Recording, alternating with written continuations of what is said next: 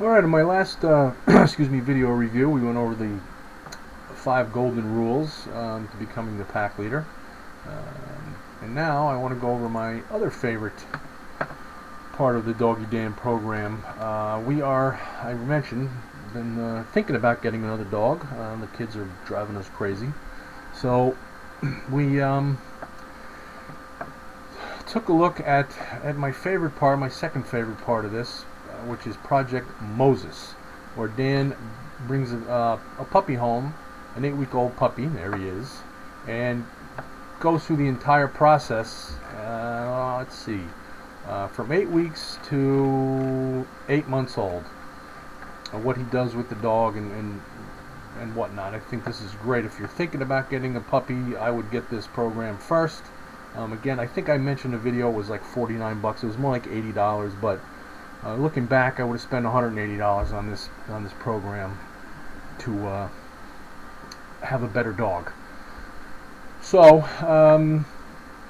it starts out with an introduction, of course, and then bringing your puppy home.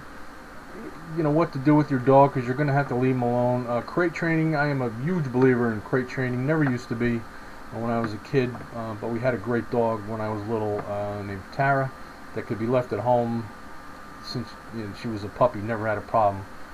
After that, I kind of got onto the dog training, crate training thing, because dogs are den animals and they see their crate as a den, and I saw it work in action, and it was taught to me, and wouldn't live without one at this point, more than likely. And then there's rules, separating and chew toys, what not to give your dog to chew, because dogs, they like to chew. And let me just close this out. Then it goes on to redirected chewing, which is pretty important. Dogs can be a little rough with the chewing. I've had a dog actually chew a brand new rifle that I had given to me as a present, and I was not happy. I was not happy with that. This is not coming up right now, but anyway, computer's running slow. I have a lot of windows open. And then it goes on. Again, here's week 10. Week 9 covers Pavlov's theory, some tips on dealing with that, the chewing, friends and visitors. Puppies get a little crazy. Probably goes back to the 5 golden rules of ignoring your dog for a little while when you come in. Stopping a puppy from chewing the mop. I guess he does another case study there, you would call it. So then we go on to the 10-week-old Moses. There he is. Training him to sit. Usually pretty easy. For most dogs, I've never had a problem with that. Socializing, because Dan has 3 dogs. Tough bringing a puppy in sometimes.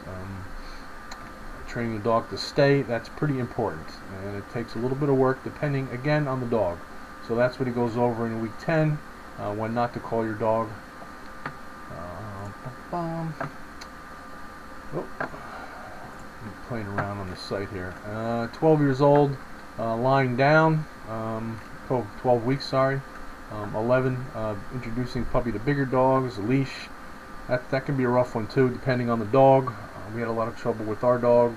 My labs were pretty good on the leash. Riley, not so much. Took a long time to get him to walk on that leash, boy. First trip in a car, again, that can go many different directions. It's not a problem I've ever had. Well, I shouldn't say that. I've had dogs that did not like to be in the car a long time ago. But other than that, I've been lucky, but it can be an issue. And of course, here's a biggie: aggression around the food bowl. Very important. We had that problem with our dog Riley, and he was a beast, boy. You couldn't even walk by his bowl without getting a growl. And I think I mentioned before, we almost had to get rid of him because of that. That took a while to break him of that stuff. 12 weeks old. I think I just said 12. That was 11. 12 weeks old. When to give your dog treats. This is a big one too. Desensitizing, like the vacuum, the noise. Like Riley still does not like the vacuum. Doesn't attack it, but just doesn't like it. Here's another biggie. 12 weeks. I might even start this earlier. Puppies love to chew on your fingers, boy. And it's tough because they got sharp little teeth, especially if you got little kids in the house. We had a lot of trouble with that with the puppies. And then we go on to 13 weeks old, and here's the again, the videos. I like the videos. Shows exactly what to do and with the dog. And again, here he is in an environment with an actual client, which I really like. Some of the things I've seen, they work with their own dogs, who are of course trained on a constant basis, and then we start going to puppy school to learn, I guess advanced things you would call it. So that's pretty good. 14 weeks. Leaving the car. Puppies can be afraid. The wait before feeding. That's important. And barking at the door. You kind of want them to bark, but you do want to control exactly what they're doing. I didn't start these videos from playing, but you can see again there's 3 or 4, 5 videos there. Everything is well covered. We go on to 15 weeks, and socializing. This is his other dogs. Keeping them out of the house. Stealing of shoes. Not a big issue with our dog, but the labs that I've had, boy, they just love shoes and socks. So keeping them off the picnic blanket. I don't know, why you would want to do that, but I don't know. Maybe it's a control thing. Sit down and stand up. And, these are all things that your dog enjoys, and actually becomes fun for them to get trained. It's like exercise and a mind exercise for them. So it is good for them. Actually, they really do enjoy it. And then we come on to 4 months old. And, they're still puppies for a long time, and here we go. Moses meets the beagle. I mean, that, by the way, is a lot of people think, oh my God, what is my dog doing? A male humping another male, or a female humping another female. That's a domination thing, by the way. A lot of people don't understand that, but that's got nothing to do with what people think it is, and they just they're trying to say, hey, I'm the boss, and that's it. So 4 months old here, time to meet a bigger dog. Introduces something new, because again, they're still puppies, 4 months old. It's they're still like little babies, but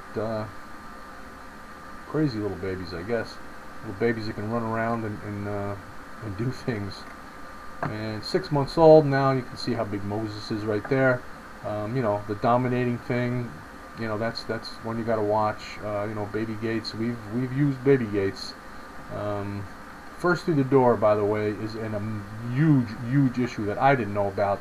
Dogs have a thing about thresholds, so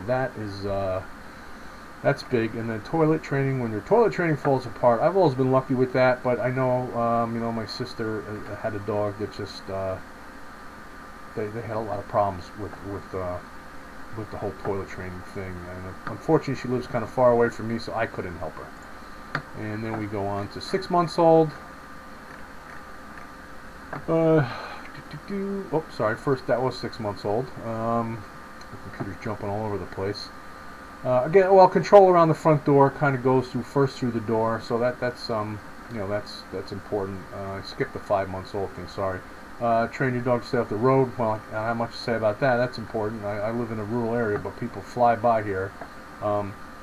Taking bones off your dog, that's a biggie, because sometimes they don't like it. That's another problem that we had with our dog. Not so much with my labs, they could care less, but my boy now did not like that. And then we go to the 8-month-old. A little out of sorts here on my timing with this, but you get the message. Walking off the leash, that's always fun. That's something that we're working on with Riley, but I don't know if we're ever going to get there with him. But we're trying. But